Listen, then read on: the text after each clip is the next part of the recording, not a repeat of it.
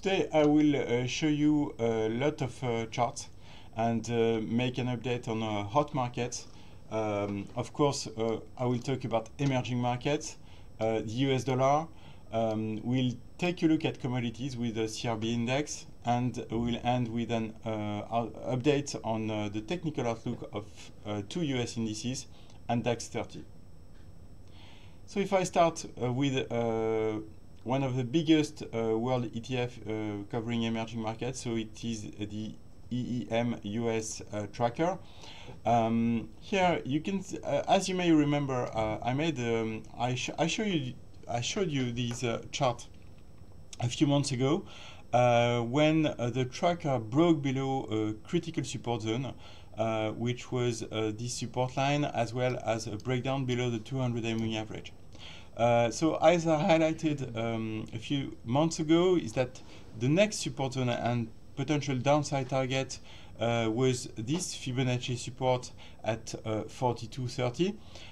It was hit pretty quickly, then we had a technical bounce, but no real bullish reversal, and renewed weakness since early August, with the tracker breaking below this Fibonacci support this week, and highlighting renewed weakness and a possible further drop to between $40 and $39.30, which is the next Fibonacci support. So right now, what we can see is that the technical outlook of this tracker is still negative, and there is a risk of seeing further weakness within coming weeks on this tracker. If I complete the view of the emerging markets, this is a chart of emerging markets in euro. As you may remember, I also showed you this chart a few months ago, highlighting a possible head and shoulder top on emerging market in euros. So this is a tracker trading in Paris, covering emerging markets. So the neckline was broken at the start of the summer. Then we had a move back above the neckline, but no convincing recovery, a pullback below the 200-day moving average, and a new downside move this week with a test of year lows. And as you can easily see here, there is also a risk of extending the drop back to the next support level, which is for me pretty clear at 9.5. So between 9.5 and 9.40 is the next big support on this tracker, and possibly a downside target. If the MSCI emerging market goes to this level, it may mean that emerging markets are going to stay weak, or alternatively that the US dollar may stop its uptrend. So this is something we will see now. So the outlook of the dollar index is still bullish, obviously.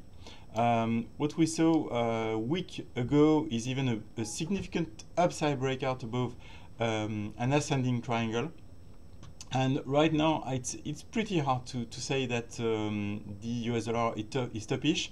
I think there is a risk of extending the rise to the 98 area, which is for me the next big resistance zone. It's also this minor top. And what I would like to see afterwards is the start of a more significant pullback. So my favorite scenario would be further rise, maybe not so much. Then after that, the start of a correction on the US dollar.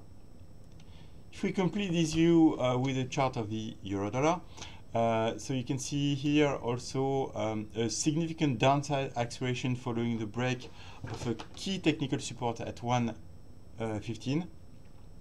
So as the dollar index, it's quite difficult to expect a significant recovery from here.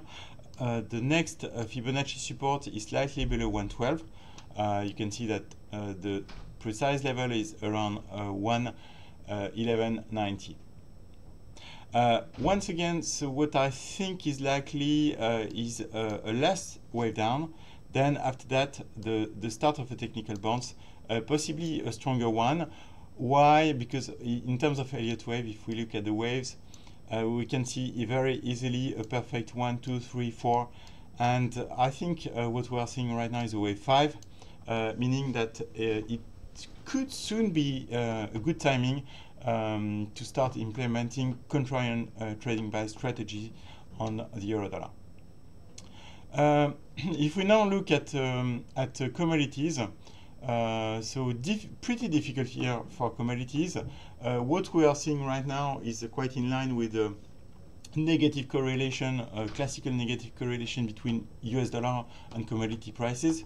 So significant technical breakdown on the CRB index. We can see that at the start of the year we saw obviously a false breakout, and now we see a pullback below the resistances and back into the trading range. So very complex patterns forming on the CRB index, but anyway, in the short term, rather negative news for commodity prices. Even Brent, which has been leading commodity, so amongst all commodities, Brent has been among strongest commodities. So Brent this week dropped below an important support at $71 that I was monitoring since a couple of months. It's trying to bounce off its 200-day moving average now, but I wouldn't bet on a strong recovery from here. I think there is a higher probability of extending the decline to next Fibonacci support at 67, maybe even lower, around 60, 62, 63. Big sell-off, as you may have seen on gold mines. So we continue also to see gold weakness, and I think we started to see capitulation a bit like what we saw on emerging markets. We started to see panic selling this week, so it's something to keep an eye on in the short term. So gold mines, strong downside acceleration after a significant breakdown. The medium-term outlook, to be honest with you, is not very clear. It's hard to say if prices will continue to fall and move back below the low of early 2016, but anyway, in the short term, a pretty bearish chart. I will end this overview with charts on S&P and Russell 2000 and DAX. So we will start with the S&P 500. So the S&P 500, unlike most world stock market indices, is still bullish from a technical point of view. So the chart has continued to improve over the last couple of months. The critical support level is unchanged, so it's around 2800. 2800 is a support that was successfully tested again this week, so it's a very strong support. And what we are seeing right now is a new technical bounce close to the upper part of the bearish gap, which was open last Friday, and we can see that the 2850, 2870 is a big resistance zone. So a critical juncture on the S&P 500 right now. I think it's relatively unclear what's going to happen, because it could well be, in terms of Elliott wave, wave A, just a corrective move, wave B, meaning that we should expect a top and then after that a new technical bounce. It's still possible as long as the index is not able to break above this important resistance zone. And to confirm the bear case, obviously for me, this level is very, very important. So 2800 is the key level to monitor on the downside. Before switching to DAX, a quick look at the Russell 2000. So this remains a pretty strong index in the US. So as you can see, an ascending triangle forming since late June. This chartist pattern is obviously giving a bullish bias on the US stock market. Usually an ascending triangle, you have a breakout of such a pattern. The breakout level is between 1700 and 1710. So there is a slight bullish bias, at least as long as 1750 is support. So once again, a very important index to keep an eye on next week. So slight bullish bias, I would say, as long as the index stays above 1650. Last chart is on DAX 30, so I will update what I told you back in April.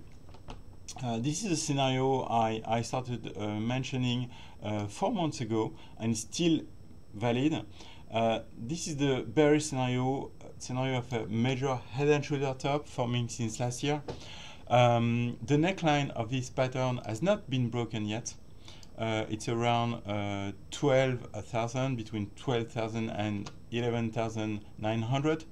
The risk, given the failure to move back above the 200-day moving average a few weeks ago, is to retest this neckline around 12,000, and even to see a breakdown and validation of the bearish head and shoulder pattern. So if we do that, I think it will be in coming weeks or months, so pretty soon. And it gives me a kind of stress test scenario, so tail risk scenario, which would be an additional around 50% downside risk on DAX 30. So that's something to keep an eye on. I'm not saying it's a central scenario, but that's something to keep an eye on if we start to see panic selling move on the market. We know that August, September is usually a very critical period for equity markets, and given what's going on emerging markets, that's not something we can completely rule out.